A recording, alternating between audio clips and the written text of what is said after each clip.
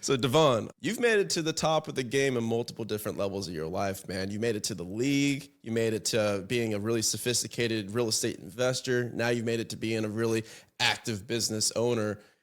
And this journey ain't easy, man. And there's a process that you must follow to go through this journey.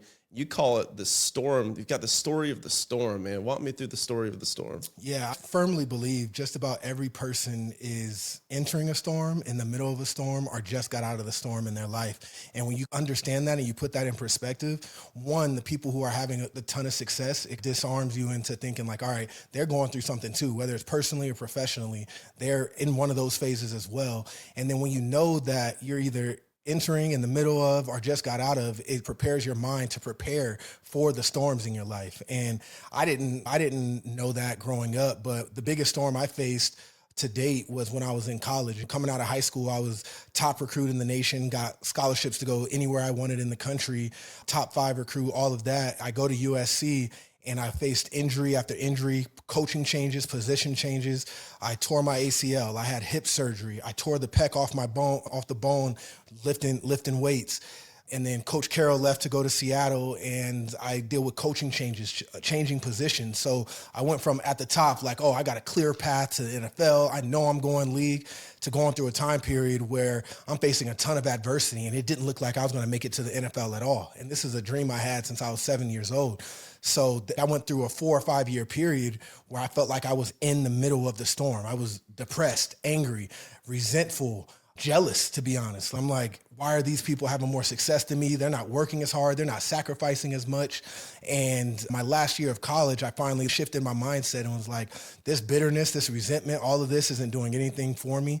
There's 3 things I'm going to do to finish my college career. And if I make it to the NFL, I make it. If not, I could at least look myself in the mirror. And I said I was going to glorify God, be relentless, and have fun. And if I can, by the end of the season, if I could say I did those 3 things, I could look in the mirror and be like, I'm proud of what I did. I got through that adversity, and I did that. And then I ball out my last year, get a chance, get drafted in the 5th round of the NFL to the New York Giants. And then it's all she wrote. I ended up starting my rookie season, even as a 5th rounder, because I knew I always had the ability. But a good story to resonate with that is, while you're in the storm, how you're working really matters. And even though I was depressed and angry and all that, I kept working, I kept learning.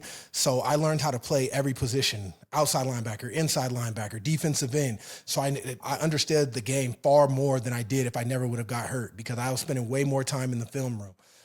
So that made me a much smarter football player. And when I got drafted by the New York Giants, a cool story that kind of wraps all this together is, in the draft process, you go to New York and you're visiting with the teams, and there's 3 other linebackers, and the defensive coordinator draws a defensive scheme up and was like, he erased it on the board and he was like, rewrite it up. Tell me your position, what you would do and all that. It was basic stuff for me. I've learned multiple positions at this point. So I not only drew what I do, I drew what the entire defense did. I even drew offensive plays. This is what I would do in this situation. This is what the corner would do in this situation. When I got drafted, Tom Coughlin, the head coach at the time, he called me and he was like, it was one of the most impressive boardroom chalk talk we've had. And that's a large part of why we drafted you. We think you're going to be a good fit for us and going to surprise a lot of people. And I tell that story to say that time period where I was in the middle of the storm, it prepared me for that moment. And my entire NFL career, I was never the fastest, strongest, best player, but all the stuff I went through put me in a position where I was an extremely smart player. I was always in the right spot at the right time, and allowed me to have a 9-year NFL career and make a really good amount of money playing in the NFL. So that the concept of delayed gratification and how you handle yourself in the storm, I think, is really important. Man, we hear about the differences between the average person and someone that's extraordinary, and you think that it's something that they got that you don't got. But my favorite quote is that extraordinary people are just people that do ordinary extra. 100%. So it's what you're just saying. And another quote I like is, the work doesn't matter when it's easy, because it's the same work. Everyone's got the same work. You still got to run the laps. You got to run the sprints. You got to lift the weights, pick them up, put them down, just like the guy next to you. But it's like the reps don't matter until you're fatigued, until you're like pushing past. And that's where the growth comes. Absolutely. So man, a question I have personally for this is, like, my struggle is that period coming out of the storm where the skies are clear and the sun is shining and you're anxiously looking over your shoulder and you're like, what's the next storm? So how do you overcome that? Because that's something personally that I've went through. You see all these posts on Instagram and everything. It's, embrace the suck. Life sucks. You gotta freaking grind, brother. I'm like, man, my life's pretty good right now. I think business is good. Health is good. Relationships are good. And then you start self-sabotaging a little bit because you start looking over your shoulder. You're like, where's that storm cloud coming from? Like, where's it going to hit? And I feel like it ruins the sunny day a little bit. Yeah. So what's some advice you can give on that? I would say live your life in a way where you're preparing and you're protecting the downsides. I'm blessed to where I made a good amount of money playing in the NFL.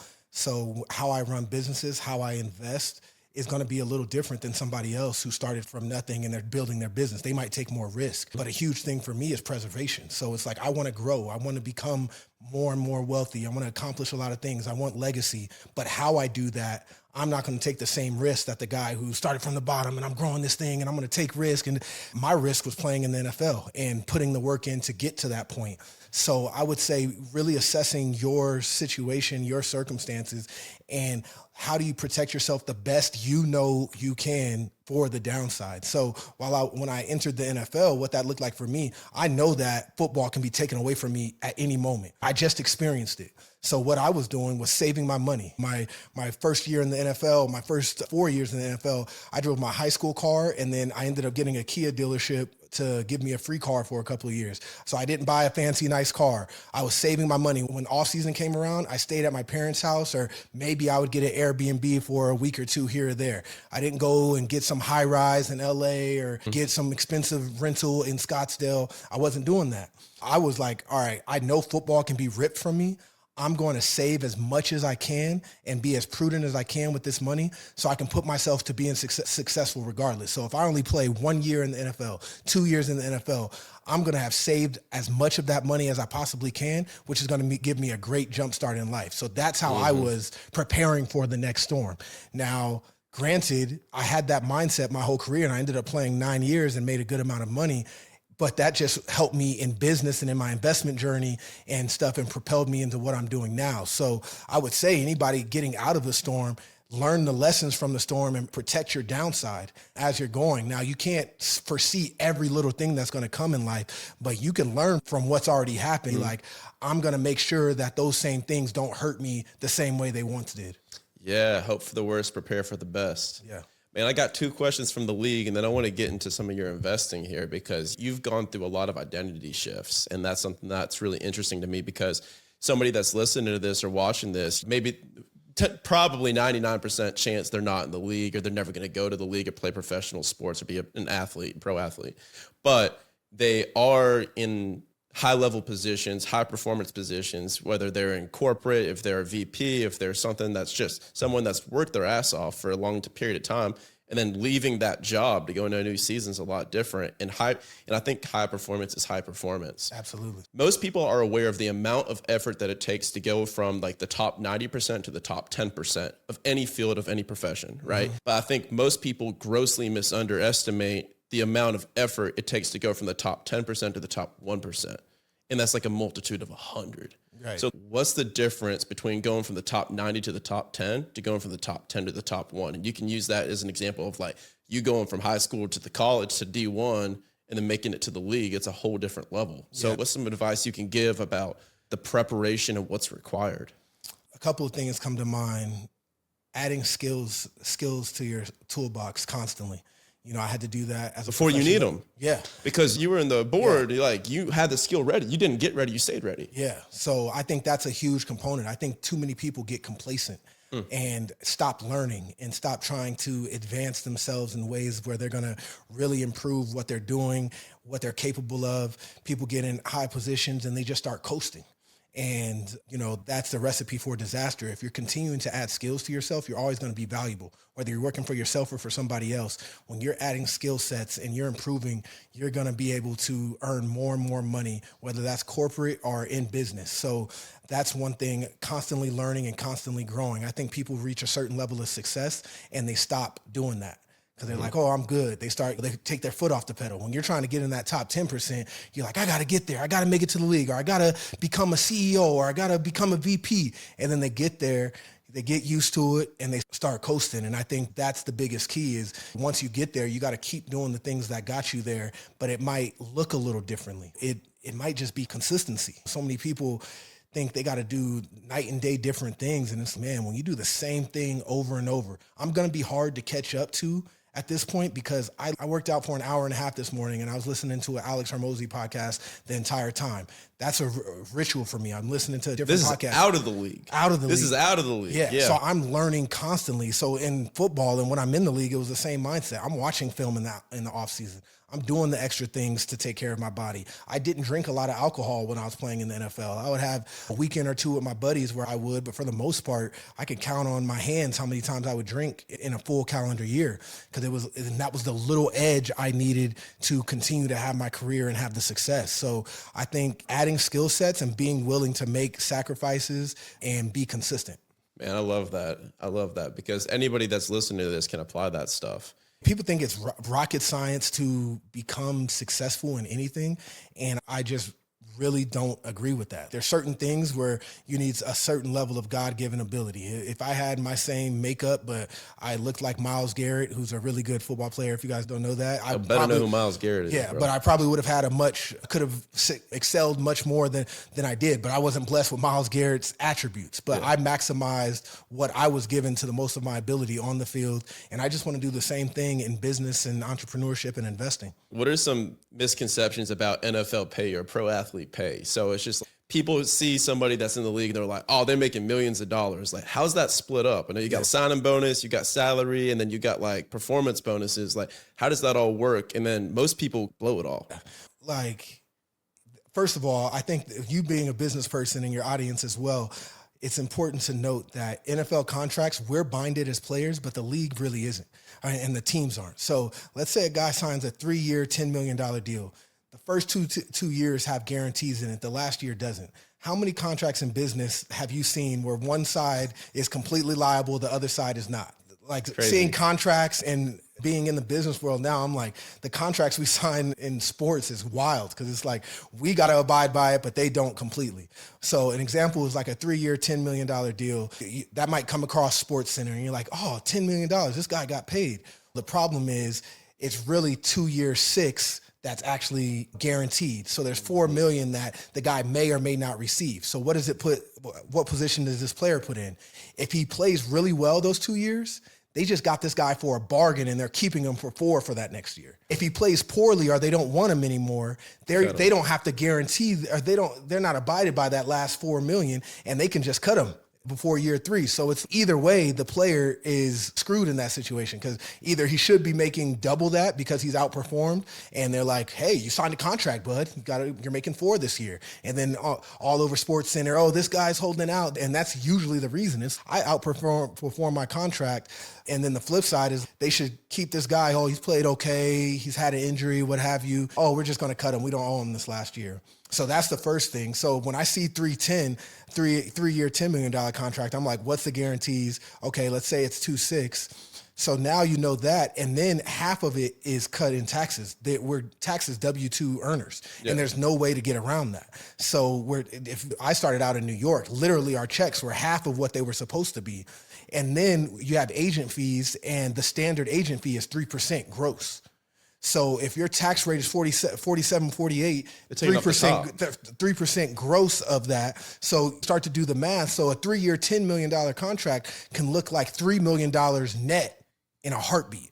And really 2.4 to $3 million net. Now you got your moms to take care of. You just got in the league. You come from a bad area, so you want to buy moms a house. You bought yourself a house. You bought a car. You do a few things. Maybe you're partying a little too much or do this and that. So I don't think it's that surprising that professional athletes go broke at times because of the contract structure, the taxes.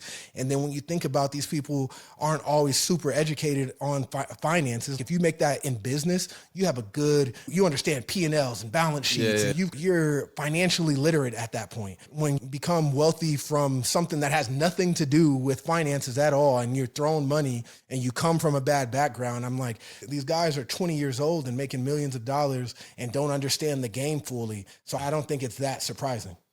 Yeah, man, that checks out. I look at these like Formula One drivers too, and I'm almost like, Man, like that on paper looks really cool, but also like the pressure of Charles Leclerc or someone like winning millions of dollars, and then next season he could be taken off. You don't got to jump no more.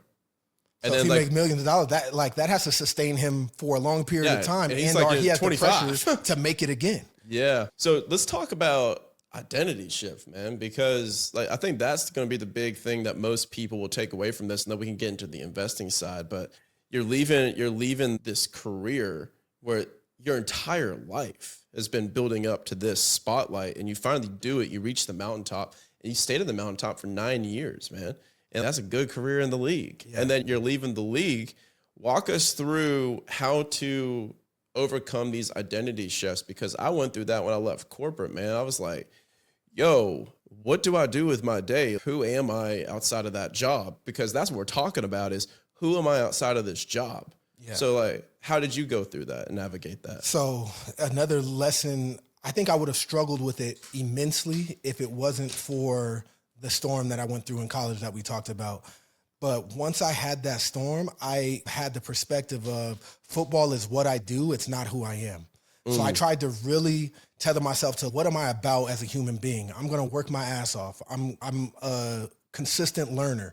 I'm going to be a great networker and build relationships with people. So I tried to tie myself to things that benefited me on the football field, but also benefited me off. This is who I am. This is what I stand on. And I think these are traits and attributes that are going to allow me to succeed in no matter the realm. So I really owned that, because I know this shit could be taken away from me. It's been taken away from me before. It could be taken away from me again. I don't want to get back to that dark place. I want to make sure I'm tethered to something outside of the game. So I recommend every entrepreneur, every business person, every corporate worker, to tether your identity to the skill sets you are developing, the morals that you have and what you stand on, and not the job or the career. That can change. Maybe it's just to another company. Maybe it's to your own business. Maybe you made a shit ton of money and you just decide to retire and you're chilling. But the attributes and those intangibles, those convert over to whatever. So I think that is a pivotal piece that I learned, because I felt like I did tether my identity to the game of football for so long. And that's why that storm, it was so hard for me, because the game I loved and what I tethered my identity to was gone. And I promised myself I would never do that again. And it's a constant reminder. Like even now, it's like I can't tether myself to the companies or being the athlete turned investor now. Like I have certain attributes, beliefs, and things, and that's what I'm going to tether myself to, because I can convert that over to anything. Yeah, and that's why when people exit their companies, and like, you got two different types of company. Like you build a company for cash flow, or you build a company to sell. Yeah. And people sell companies, and I got a lot of them on this show, and almost all of them are miserable. Yeah. Because that was their entire identity. It was like, I built this company from scratch. I sold it for $20 million, $40 million, and you got that in your bank. Yeah. That's not a contract either. That's in your bank. Yeah. And I think that's another good reason to people always say, stick with plan A and don't burn the boats, don't have a plan B. And I always looked at it as like, why does plan B have to be a separate thing when you know you might exit one day? When for me, I knew I was going to retire. It's all plan A, my life. So I know I'm in a career that I'm going to retire. So preparing and investing and learning about business and learning about real estate, that's a part of plan A.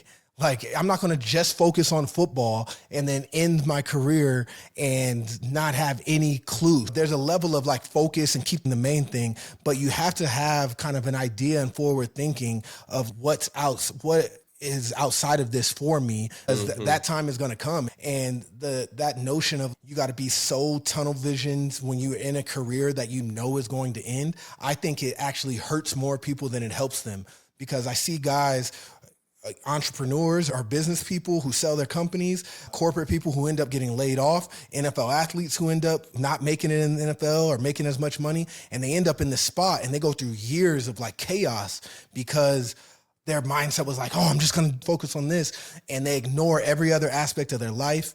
And for me, it was like, I have 24 hours in a day. My main priority, I'm putting everything I can into football and being the best athlete I can be. But at the end of the day, I can't do football 24 hours a day. What am I doing in my free time? For me, I was reading books. I was networking. I was taking meetings, learning about business, listening to podcasts, figuring out how to invest, how to grow.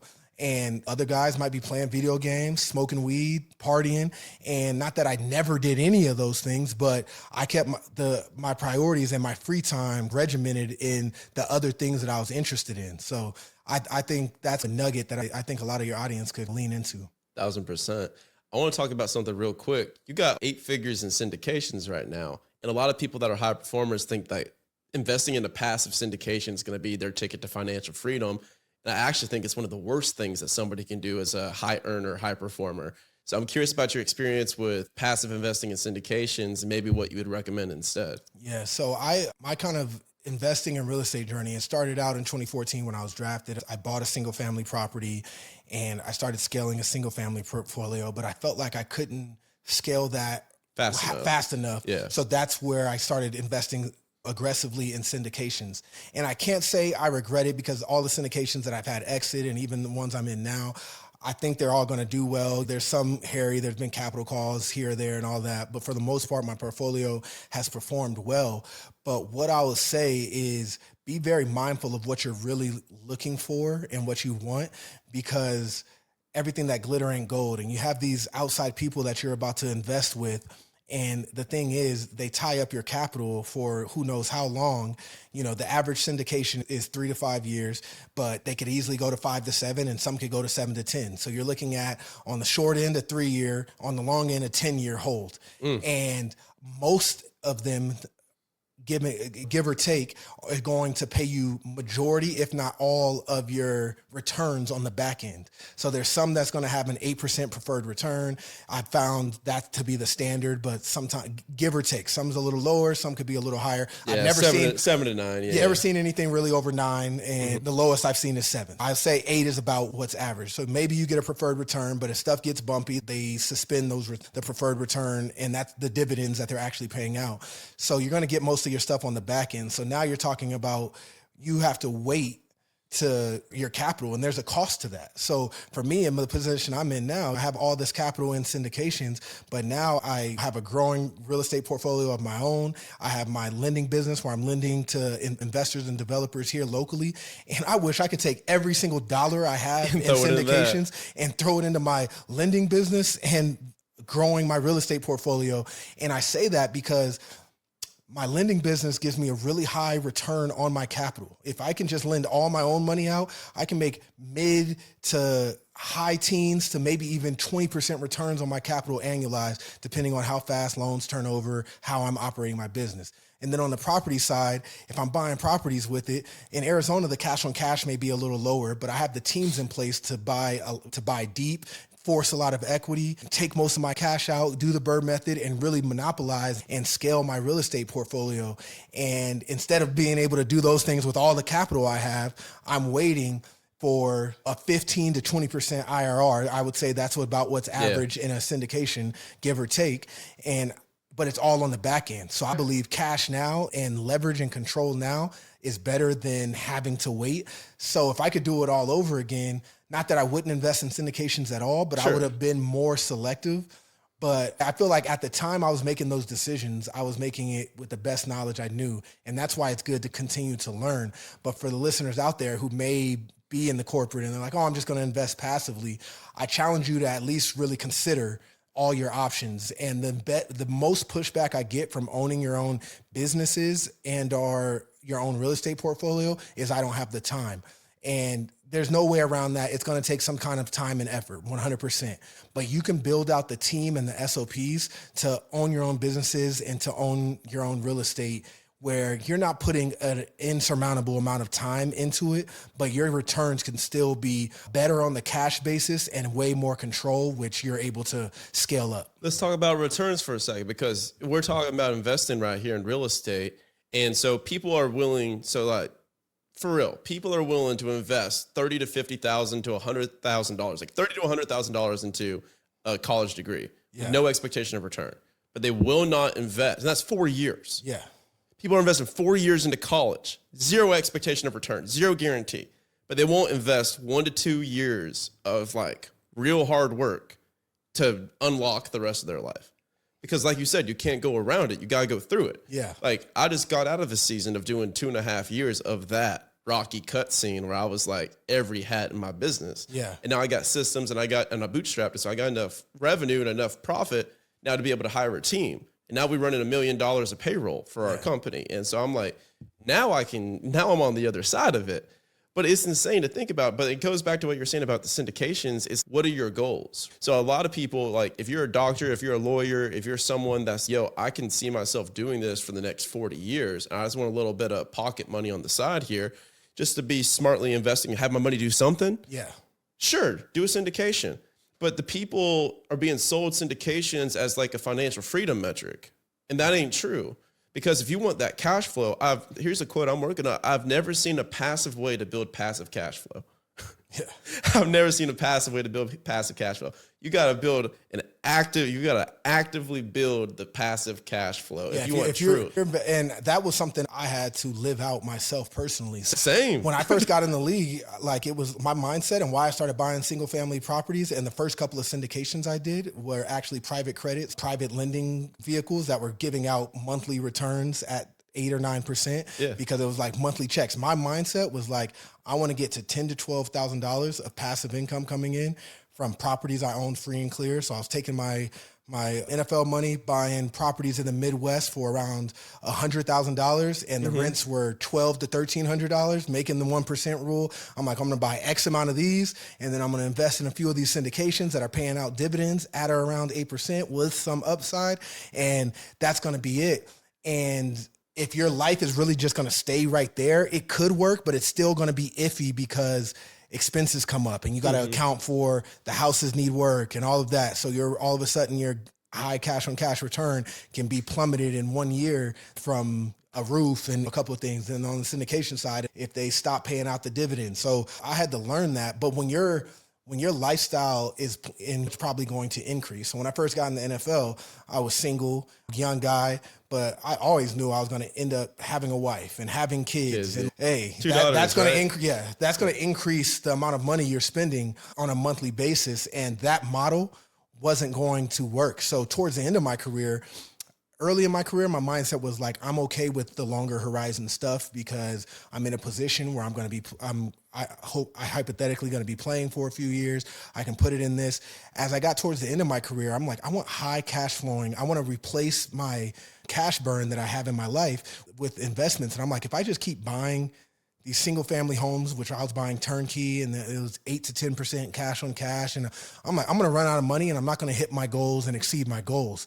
And then on the syndication side, I'm like, even if they perform exactly as they say, I'm about to retire in the next couple of years and it's not going to be giving me consistent cash flow. I'm going to be waiting for exits so I can live my lifestyle. Like, this isn't working. And I already did a couple of loans myself to a couple of investors. And that's where I spawned and was like, I'm going to really turn this into a business because I can scale this. I got to do a little bit of the dog work up front, like you were saying in your business, to build out the SOPs, build out the team, marketing channels, all of this. But once I have it in place and I have the SOPs in place, I can plug people in. You're like, this is what cash flow looks, man. Yeah, You're like, I'm like, the cash flow you can get from business.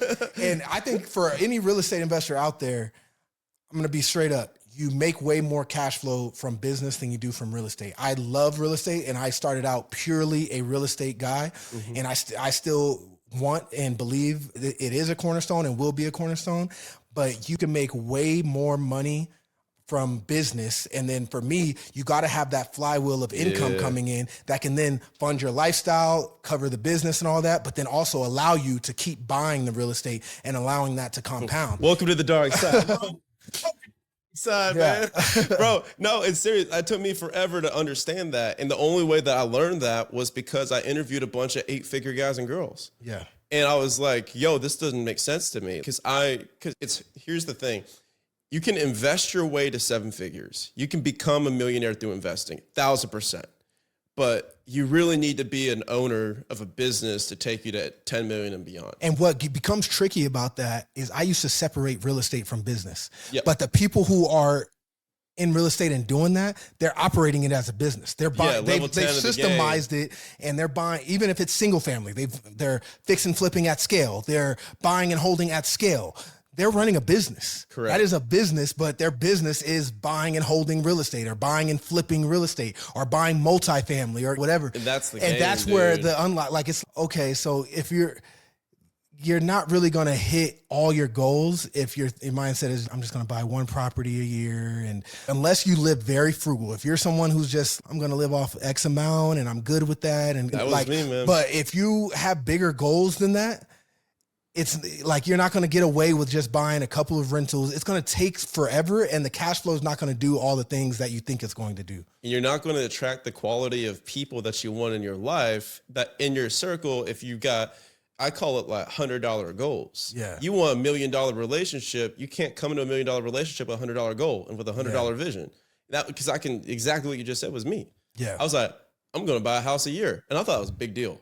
But I was like, hey, Mr. Millionaire, hey, Mrs. Millionaire, will you mentor me? And they're like, yeah, that's cute. They didn't say they weren't assholes to me, but they were like, yeah, keep it up. Go read the books. And as soon as I was like, man, I want to replace $20,000 a month of cash flow, and I want to travel the world. Yeah. They're like, yo, I'm locked in on that. So now I'm real intentional about what my goals and what my vision are, because if you want those real high quality people in your life, like, you got to have a big old vision. Yeah. So that's why we're like, that's the only reason that we've got that. My vision over the next 10 years is to help 1 million people leave corporate. Yeah. It's 1 million businesses that we're starting over the next 10 years. And if people understand that, there's some people who, like you mentioned, doctors, maybe they want to do that for the next 40 years. So buying one property a year, or investing in a syndicate, that works in that context. So being very specific on what you want your life to look like is important, because if you're in a career where, like, even if this hospital fires you, you'll work at this one, like, you're going to be in this career and you're going to make $500,000 a year, give or take, for the next 30 years, and you love it, then that's different. But if you're someone who wants to leave the corporate job, or wants to leave a career, or want to increase your earnings, or maybe you do want to stay in corporate, but you just want to make a shit ton of money to where it's optional. Like, a big thing for me is, like, I wanted to retire from the NFL because on my own terms, because I wanted to, not because I had to. And I wanted to be playing football because I loved it, not because I felt like I had to. Like Luke Kuechly. Yeah. So when I got to that point, and you make enough money and you're doing enough outside where, I'm going to be good. Funny story for me with the NFL, my last year, I went to Baltimore, and halfway through the season, and first 3 weeks, I played really well. They had injuries. I played really well. The guys who were hurt came back, and they just had me on practice squad, which just means I don't even get to go to play in the games. I didn't suit up, none of that. And the third week on practice squad, I come running out, and they throw me a yellow jersey to put over my jersey and a pad for like KOR scout team. And I've started and played significant snaps my entire career. And to be honest with you, I'm like, you guys got me messed up. Like, I've made too much money. I've made too many plays. I've done too much. But if I wasn't in a position where I took care of my business off the field financially, by saving my money, by investing in real estate, all that, I would have just, dang, this sucks, but it is what it is. But I put myself in a position where it's like, hey, I love it and I want to still play, but not like this. So I went to the GM the next day, and I'm like, if there's more injuries and you guys want me to come back, I'll keep training, all that, but I'm not being away from my family. Like, you just got me messed up. I'm not doing it like this. And I was able to make that choice because what I had going on off the field. A lot of guys, they'll stretch their career on as long as they possibly can because they're like, what else am I going to do? I knew what else was. So I would challenge even the corporate people who were like, I like corporate life. I scale up. I'll be a CEO one day. Like, building out an investment portfolio, building out businesses that you can run, or you can mergers and acquisitions. You can own a part stake in a dental office that you're just the money guy and they're running everything and it's printing money. There's so many different ways that you can be in the corporate world and still run businesses and have an investment portfolio. Bro, being rich is about optionality. It's not buying the Ferrari, it's about having the ability to buy the Ferrari. And it's just like what you said, somebody may be listening to this. I don't want to quit my job tomorrow. I make $300,000-$400,000 a year. I'm good. Like, cool. But like, it's cool until it's not cool. And at that point, you got to have, it's like to what we talked about earlier, you don't get ready, you stay ready. And then you have the option. So like for me, like there wasn't any moment in my job where I was like, yo, okay, cool. Like you just punched me in the face or nothing. And I was literally like, hey, like, I had the option to leave for a long time And I finally was like, okay, today's the day. I'm out. But I want to talk real quick about something in closing that you were saying before that I think is super important.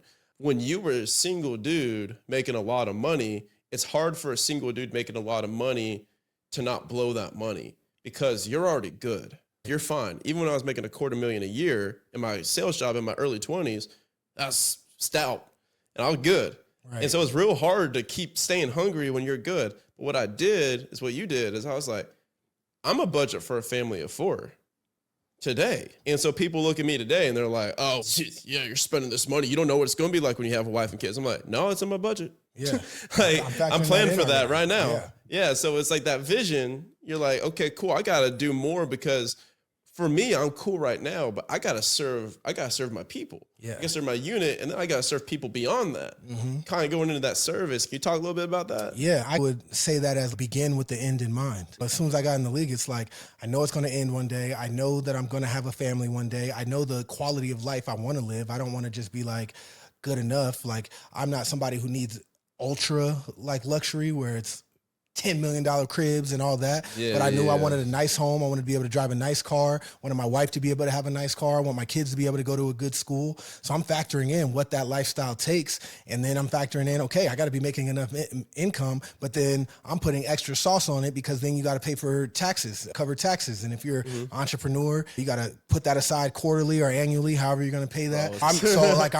I'm automatically like, okay, so how much top line do I need? What are my business expenses going to look like? And doing the math got to be math. And net, I want X amount of dollars to be able to sustain the lifestyle that I really want. And you reverse engineer and you start to be like, what kind of investment portfolio, business, or what have you do I want to build out to sustain the life that I want to be able to live? Yeah, we literally did that, like step by step, man. What I did was I made it like huge. I made it obnoxious. I was like, okay, cool. So if we were doing everything we wanted, we had the crib we wanted. It was like a $5 million house on Lake Austin. I was like, I got a wife, I got 2 kids. Like, we're traveling 90 days a year. They're in school. They got private school. They got all this stuff. Like, we got personal trainers. We got a chef and stuff. Like, what would that look like? Yeah. And then for us, like for me, I was like, okay, that's about $3-4 million a year, which I was like, bro, I spend 200 right now. I'm like, that's too much. Yeah. But I was like, no, let's not use the word too much. Let's plan for that. And then I don't gotta do that. Yeah. But if my business is doing that, then we're good. So I was like, okay, cool. So if I need 2 in the bank account, then I was like, okay, then taxes, let's go ahead and add 37% to that because it's gonna be 37% tax. Add that, times that by 2 so that every expense that we got, we're still saving half of our money. Yeah. I'm like, I need to take home about $11 million. I was like, so that means I gotta be doing like $50 million a year in my business. So that's where I aim for. Yeah. Is that? Exactly. And when you set a lofty goal like that, and it's like if you fall a little short, you're still in a really good spot. Yeah. Oh, I don't have a chef. I don't have I might be I might have some people drop off meal prep. Baby. Yeah. So I think that's a good mindset. And I did the same thing. Like, I overshot what that income level needs to be. And then it's all right, that's what I want to aim for. And it might not happen overnight, but you work towards that closer and closer. And then you start to realize, I was meeting with someone recently and he broadened my horizon even more because I always looked in the cash flow basis. I never really thought about net worth and stuff. And like, his goal is to become a billionaire one day. And I'm like, shit, that's not really a goal of mine. But he was like, but when you factor in how much money I have now, how big my business is, he has a large holding company of $300 million right now. And he's on an average compounding 12 to 14%. Like, it's a matter of time. I'm going to get there. And when you start to look at your portfolio and your businesses that way, and if you're pouring more money into it, you're growing your businesses, you're growing your investment portfolio, and you start to look at 20, 30, 40, 50 years of compounding skill sets, knowledge, business growth, etc., it's like, holy crap, like, it's not on if you could ever get to $11 million. It's more, or if your business can get to 50, it's more so when. And what are the things that you need to do to get it there? Man, I think it's funny because now I'm going back into the net worth game, like the equity game. Because for me, I buy businesses. Like, I build businesses, I buy businesses. So it's hard for me to see a real estate deal that I want to do. Because I'm looking at the cash on cash. I'm like, bro, I could buy a business and get like 30% cash on cash minimum. Yeah. Minimum. that's a bad deal. That's a base hit. Yeah. I'm like, but you're trying to tell me I can give you $300,000 for 8% pref and I get double that back. I was like, I could double that next year, dude. It's hard, but it's a season, especially what you were talking about with the business that's in real estate. Yeah. Because then you get the benefits of the cash flow and the taxes. Yeah. So I'll give you a good my taxes suck. Yeah, I'll give a good example of that. Like my main business now is my lending company, and I want to really grow and scale that. The margins are great. The overhead is low. Like it's a very good operating business. But because of that, I get really good off-market opportunities. And then having that's taxable income though, my lending business. So I'm like, if I occasionally pick off properties where I'm getting a great margin in areas and markets I really believe in, I can strategically buy. But over the next couple of years where I'm really focused on scaling my business, I'm going to be buying far less because the velocity of money is much faster within my business than it's going to be in that real estate. So I'm like, I'm going to get the cash flow levels to a level that I want them and pour everything into that. Once I hit those levels, I can sift off a little bit of the cash flow to acquire to where you grow a real estate. Cause I still believe in real estate as far as taxes and appreciation long-term. And it would be awesome to have a business and a portfolio of real estate that's spitting off crazy cash flow, growing in equity, but a business that's churning too. I think there is a good balance there, but if you're not in a business that's connected to real estate and you see the returns that you can get in your business, I already understand why people are very selective in buying real estate when they start to really understand the business game. Yeah, I don't know, man. A kind of full circle moment that I've come to is just like in the beginning of your investing career, you're like, all right, I want to borrow a bunch of debt. I want to leverage as much as possible. I want to get this property 0% creative financing or 5% or 10% down and all this stuff and then leverage it. And especially for commercial properties, right? $3 million to $10 million hotel or multifamily or storage facility, whatever have you. And then now that I'm a few years deep in it, I'm like, I'd rather just honestly just have a business that just prints out the cash and just buy those things in cash. I love what you just said because it's a dichotomy that I've been balancing right now. That's the move. I feel like I'm in a place and I built the infrastructure where even in my business, if I wanted to go out and start raising a shit ton of cash from investors, dude. Now I'm a fund manager. Now I have to hire all this piece. Now there comes SEC regulation, extra pieces of all of that to bring in outside capital. And in my business, the net margin decreases drastically because now, I got to pay a 10% return to my investors regularly. That's taken away. So I can run a smaller business with my own capital and force feed all the cash flow. And when syndications come back, pour it into the business and have a smaller business that's just printing money at a high return. Or I can start to decrease that, go for volume, bring in investors.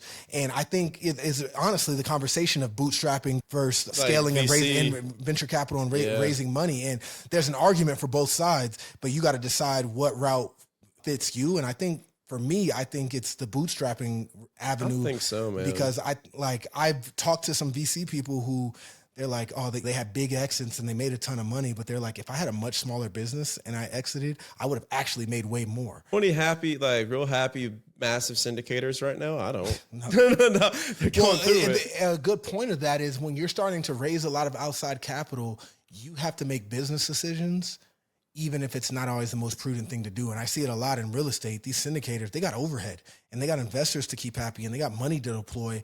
So you start to deploy capital into deals that maybe you shouldn't, but you need to keep the lights on, or you need to keep your business running. Are you starting this whole fund? You only make your money from the acquisition fees and the exits. Yeah. That's it. So if you're not having any acquisition fees and then nothing's exiting, you're sitting there, what the hell? So I think it puts you in a position, and there's people who could sit in the same chair and make the argument for the other side, because it's like a small piece to a larger pie is better than no pie, all that.